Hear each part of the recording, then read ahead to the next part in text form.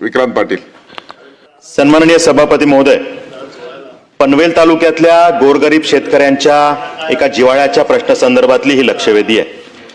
1970 साली सिडकोची स्थापना झाली आणि त्यानंतर या संपूर्ण भागामध्ये सिडकोनी शेतकऱ्यांच्या जमिनी अधिग्रहित केल्या.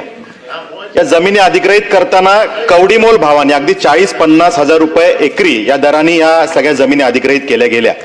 आणि मग स्वर्गीय लोकनेते दिबा पाटील साहेबांच्या नेतृत्वात जो संघर्ष झाला त्यातून मग यामध्ये 12.5% मोबदला दिला जावा, विकसित भूखंड दिला जावा, हे एक मॉडेल समोर आलं जे संपूर्ण देशात आता वापरलं जातं. आणि आता या जमिनी सिडकोनी ज्या काही कवडीमोल भावाने घेतल्या ह्या विकताना मात्र सिडको 40-50 करोड रुपये एकरी अशा दराने विकते. म्हणजे किती मुजोरी सिडकोच्या माध्यमातून चालते याचं हे उदाहरण आहे.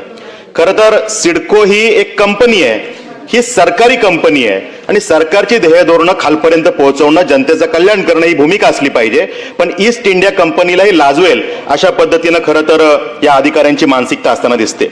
पनवेल तालुक्यातल्या देवीचा पाडा, घोटचा, तोंडरे, पालेखुर्द, पडगे, टेंबोडे, वळवली आणि पनवेल तालुक्यातली अनेक गावं आहेत की ज्या ठिकाणी सभापती महोदय या शेतकऱ्यांच्या जमिनीवरती या सिडकोच्या माध्यमातून 1970 सालापासून शिक्के मारून ठेवलेत, जे अधिग्रहणाचे शिक्के आहेत. 55 वर्ष झाली सिडको या जमिनी घेतही नाही आणि त्या डिनोटिफाईड करतही नाही, ते शिक्के परत काढून घेतही नाही. म्हणजे शेतकऱ्याला मोबदला नाही, त्याच्यावरती सिडको स्वतः काही करत नाही आणि त्या शेतकऱ्याला काही करू देत नाही.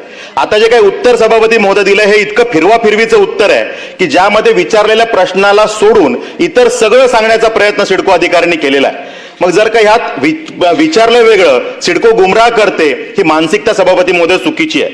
आणि यामध्ये सिडकोनी म्हटलंय की या जमिनीवरचे शिक्के काढण्याविषयी मी प्रश्न विचारलाय. सिडको सांगते की या जमिनी हस्तांतरित करण्यामध्ये आम्ही कोणते निर्बंध घातले नाहीत. म्हणजे सिडकोला काय म्हणायचं आहे की हे शिक्के जे आहेत ते आम्ही असेच ठेवणार आणि या जमिनी शिक्के आहेत म्हणून त्या गरीब शेतकऱ्यांनी कुठल्या तरी धनदांडग्याला कमी किमतीमध्ये विकाव्या आणि धनदांडग्यांचा फायदा त्यात करावा, अशी भूमिका सिडकोची आहे का, हा या निमित्तानं प्रश्न उपस्थित होतो. त्यामुळे यामध्ये स्पेसिफिक प्रश्न सभापती महोदय असा आहे की 1970 पासून 55 वर्ष या जमिनी अधिग्रहित केल्या गेल्या नाही, त्याच्यावरती शिक्के कायम ठेवले गेले.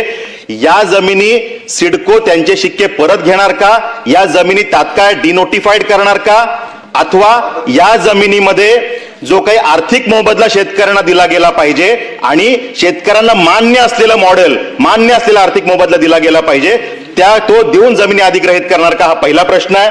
दुसरा प्रश्न की या संवेदनशील विषयामध्ये समन्वय साधणं हे गरजेचं आहे. त्यामुळे नगरविकास विभागाच्या एखाद्या उपसचिव दर्जाच्या